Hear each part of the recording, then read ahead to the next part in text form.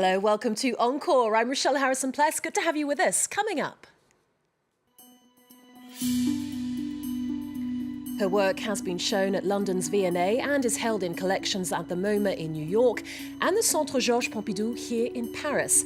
Conceptual photographer Clare Strand has recently launched her new solo exhibition, The Discrete Channel with Noise. Showing at the Centre Photographique d'Île-de-France, it explores communication breakdown when information is misrepresented and misinterpreted. Clare is our guest on Encore today.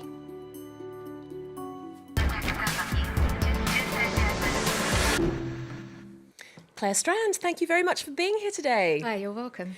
The misinterpretation of information, that theme is the beating heart of your first solo exhibition here in France. What drove you to embark on this project? Oh, quite a number of things, really. Firstly, I was doing a residency here in Paris for 3 months. And unfortunately, like most English people, embarrassingly, we don't speak French. And having 3 months solidly, in Paris and trying to communicate with my Parisian colleagues was quite tricky. And so this was sort of the starting block for thinking about how we communicate between each other and how misunderstandings can happen in between. But also it kind of connects with a variety of ways of how we exchange information via imagery and via conversation. So this was the main starting point for making this piece of work. And is it true that another starting point for the idea behind this show was the Mike Teavee character from Absolutely.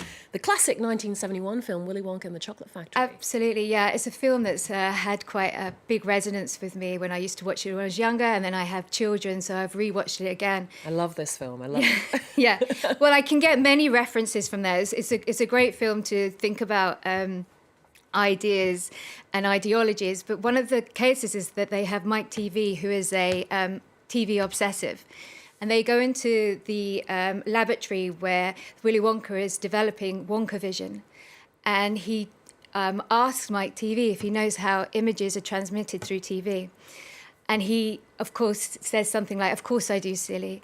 The image is taken, it goes up into the air, gets split into a million different pieces, comes back down and is reformed again.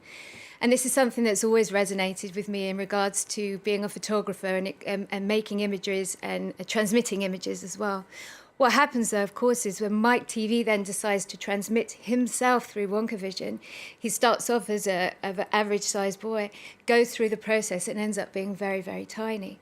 So what's happened in that transmission is that some of Mike Teavee's information has got lost, it's got compressed, and he's come out 1/10 of the size, which I think is a great analogy for what I'm talking about as communication and transmission. Well, the exhibition features not only photographs, but paintings, machinery and sound installations. Let's take a quick look.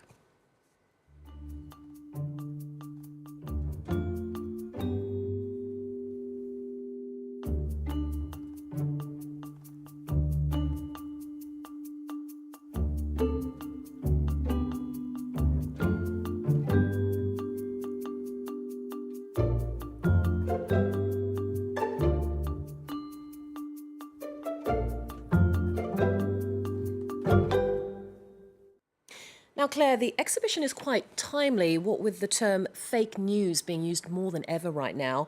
Digitally altered images are everywhere and spreading like wildfire on news sites, but also social media, of course. Did this inspire you, or was it pure coincidence? No, absolutely, of course. I mean, I'm living in an age where this is very pertinent, and so, of course, these elements are all part of the show. What I try to do with my work is to kind of reduce things to a very small core idea and then allow the audience or to allow people to kind of then plough in those ideas for themselves. So rather than it being kind of a polemic, it's sort of, here's the start of an idea and let's see where we can bring all these elements in.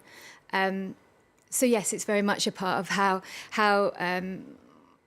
you know, even the fact that the United States has a president that communicates through Twitter, you know, and how that can be misread, and how, when he typed Covfefe, you know.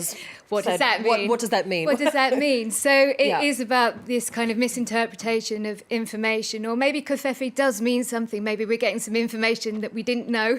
Who knows? But so it's grounded on these things as well. But it's not pushing people in the forehead. It's about kind of making a proposition. So if we take it back to photographs, how can the average person tell if a photo has been doctored, if it's authentic or if it's been manipulated? How can we be more critical when taking information in? I don't think you can really tell. I mean, the thing is the photographs have always been doctored right from the start. So and photography has never, although we consider photography being a vehicle of truth, it's never really has been. So I don't think you can tell. I think you just have to kind of make your own decisions about things, really. So I don't think obviously we're in an exaggerated time of image doctoring, but it's always been there. So what you're saying is it's nothing new. It's nothing new. So what then are you hoping people will take away from this exhibition when they go and see your show? What are you hoping that they'll feel? Well, you mentioned that there's paintings, and the protocol of the paintings, and it's quite a complicated one, but it's a conversation between me and my husband. So I was in Paris during the residency. My husband was in England, and we kind of developed a human machine where he would. We developed a grid system over a photograph, which you can see in the image that you're showing. And he then coded it with tonal references between 1 and 10, white to black. And then he would communicate that image over to me via the telephone, and I would paint. And this is a procedure that was foreseen pre-internet by George Akehart in 1937, where he thought that would be the best way of transmitting an image prior to having any internet or whatever. So you would have a small image, grid it up, and then the sender would send it via telephone, and then the person at the other end, the receiver, would then paint it on a large piece of paper. So in actual fact, it's about relationships between people as well. Right, let's hear from art critic Pascal Bosse. She's playing with paradoxes. It means producing images without making photos. And these images are 2D images, like paintings, or 3D images, like photography. An artist like Clare Strand reminds us the very materiality of photography, or what photography used to be.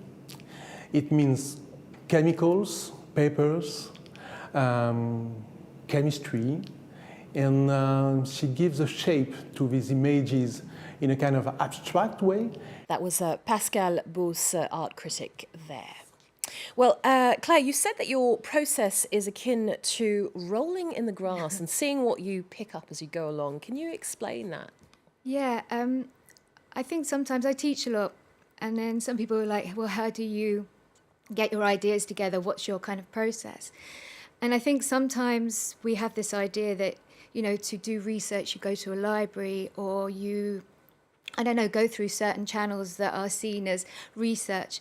But I think sometimes research can come to you if you're aware of it. So it's like I said, like rolling down a hill, picking stuff up on your jumper, but I also say like wearing a magnetic suit, whereby things can actually come to you if you notice. And that's kind of how I work. It's about observing the world, walking around, looking at things, and sort of just keeping them in the back of your mind. And then sometimes they're ready to come out. So I think it's about kind of being free, I think, in regards to your interests, and just kind of knowing that there's a process that will eventually make something happen. And you mentioned earlier that you spent a research residency at the CPIF. Did your time in France inspire you, even if it wasn't for this show in particular, just in a general sense? Yeah, absolutely. I mean, I tried to visit a lot of places that were slightly off the kind of tourist beat, and I found a lot of, I think what's nice about Paris is that there still has that feeling of authentic sort of findings in a way, like little kind of hideaway places, which is kind of hard to find in London. So I enjoy sort of like the things that are off the beaten track, really. Well, I don't know if it is off the beaten track, but Derul, the taxidermy shop, is just beautiful. Yeah, I'm sure it's not in the top 3 of sort of tourist attractions to see here in Paris. Well, Claire, before we go, we like to ask our guests to name something that's on their cultural radar right now. You've chosen rock legend David Byrne, who's currently on tour to promote his latest album, American Utopia. Why did you choose him? Oh, well, I'm going to see it. I'm going to see him, in London, in Hammersmith in June. So, excellent. Well, something to look forward to. Yes. Well, we'll leave you with a clip of a song from that album. It's called Everybody's Coming to My House. Claire, once again, thank you so much for being here. Remember, Clare Strand's first solo exhibition in France, the Discrete Channel with Noise, is on at the Centre Photographique d'Île-de-France until the 8th of July. Meanwhile, catch up with previous culture shows on our website and stay in touch on social media. Keep it right here on France 24. Lots more news coming up. Imagine looking at a picture